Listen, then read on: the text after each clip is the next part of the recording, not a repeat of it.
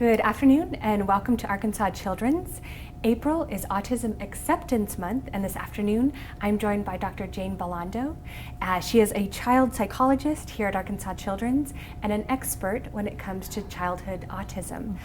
Throughout the interview we'll be talking about ASD, Autism Spectrum Disorder. So instead of saying all those words at once, I'll just say ASD moving forward. So Dr. Bellando, welcome.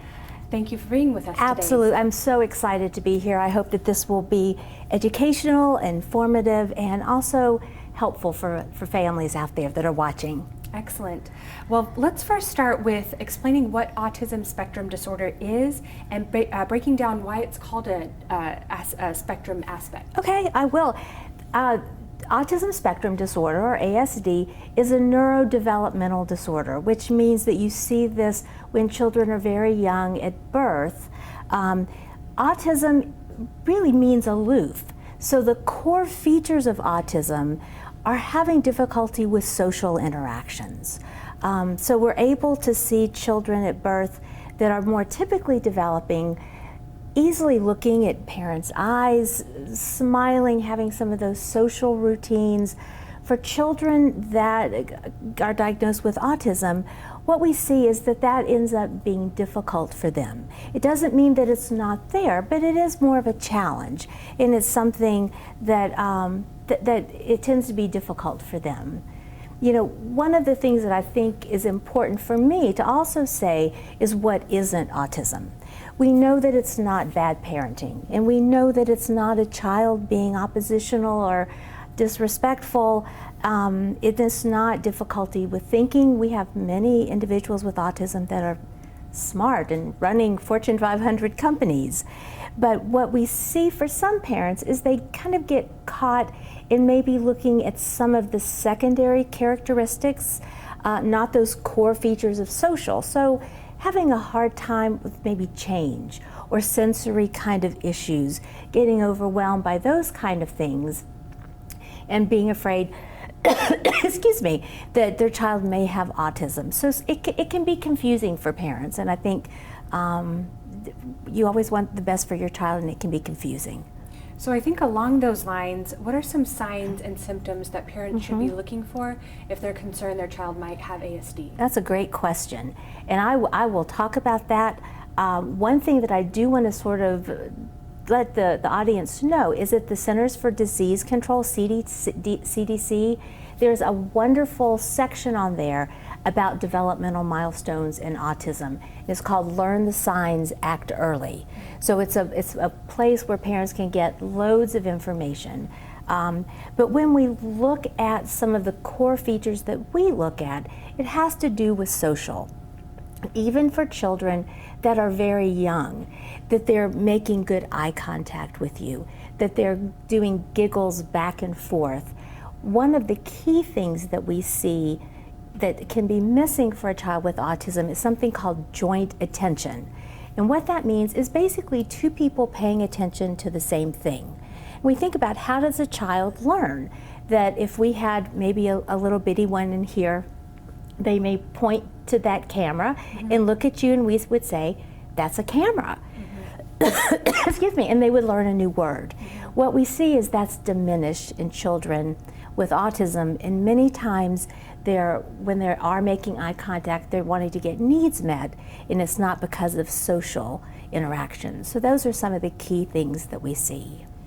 And if you're just now joining us, April is Autism Acceptance Month, and I'm joined by Dr. Jayne Bellando here at Arkansas Children's.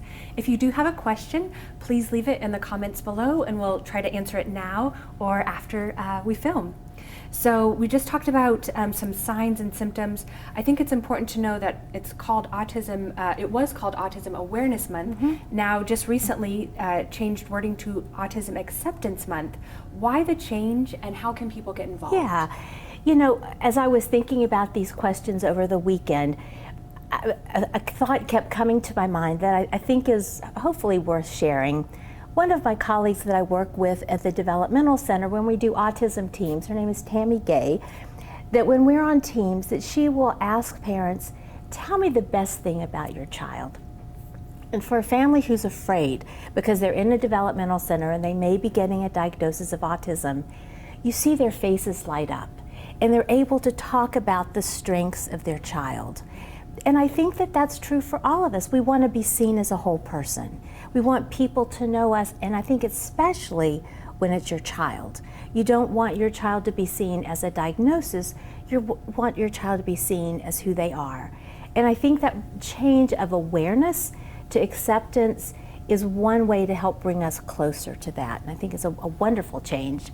I agree. Speaking of acceptance, how can parents and caregivers who have children teach their child how to befriend someone with ASD, if it's a classmate or someone that they, a neighbor, how can they accept them? Yeah, another great question. And I think the short answer is to model that for your children. The more that you're able to show love and acceptance in understanding the other person as different but equal, goes such a long way.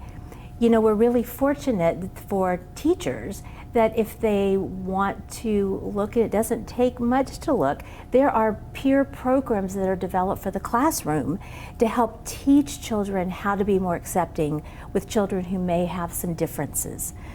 So I think that information is out there and can be easily accessed for classrooms. But I like the idea of modeling it yourself, so Yes. parents and caregivers, that's key. Let's talk about some of the terminology that has changed in the past few years. For example, Asperger's syndrome is now part of the autism spectrum. What other terms have changed? You know, it can be confusing for people. Back in 2013, that our nomenclature or our diagnostic criteria changed. So it used to be autistic disorder, Asperger's disorder, which was people that maybe had a little bit higher functioning skills, pervasive developmental disorder, not other specified, with sort of mild autism. And all of that in 2013 with our new diagnostic classification was rolled into one under an umbrella term called Autism Spectrum Disorder, which really typifies the idea that this is a spectrum. And then that becomes clarified in determining and being able to say whether that child has language problems or not, intellectual problems or not, and then also how much support they need. And the beauty is with how much support they need, not very much, substantial or very substantial, that changes over time.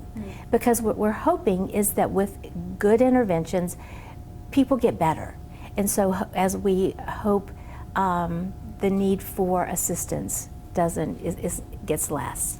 So, and speaking of support, let's talk about what Arkansas Children's does to care for and champion children with ASD. Absolutely. And as I was writing things down, I was thinking, my goodness, we do a lot here. We have the American Academy of Pediatrics has recommendations for screening at 18 to 24 months for autism, and that is for every medical office, pediatric office in the country. We certainly do that here.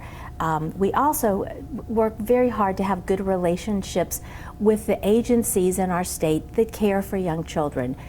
Early intervention, early childhood. Title V, which is another name, is Division of Developmental Services. We work really hard with them.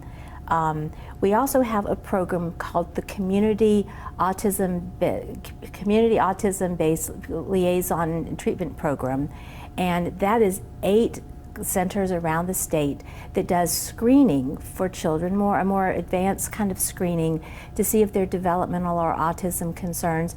And ACH is certainly one of our clinics and is very productive. We work closely with them.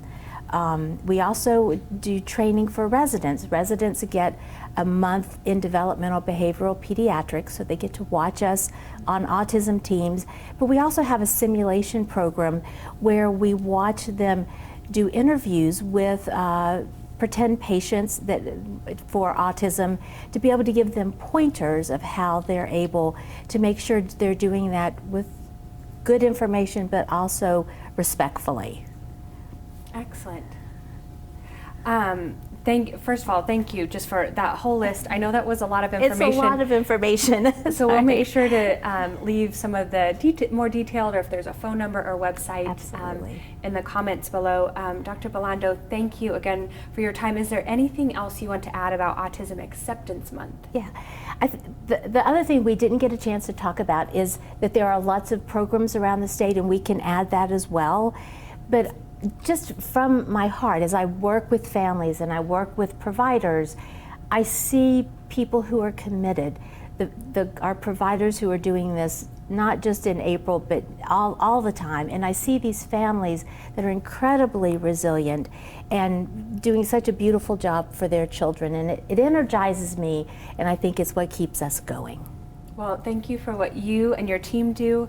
And it's true, although April is Autism Acceptance Month, we champion children with ASD all year. So if you have questions based on what you watched today, please leave them below. In the meantime, though, we hope that you keep wearing your mask, washing your hands, social distance when you can, and keep being safe and keeping your family healthy and safe. Thank you for watching, and thank you for joining us. Absolutely. We'll see you next time.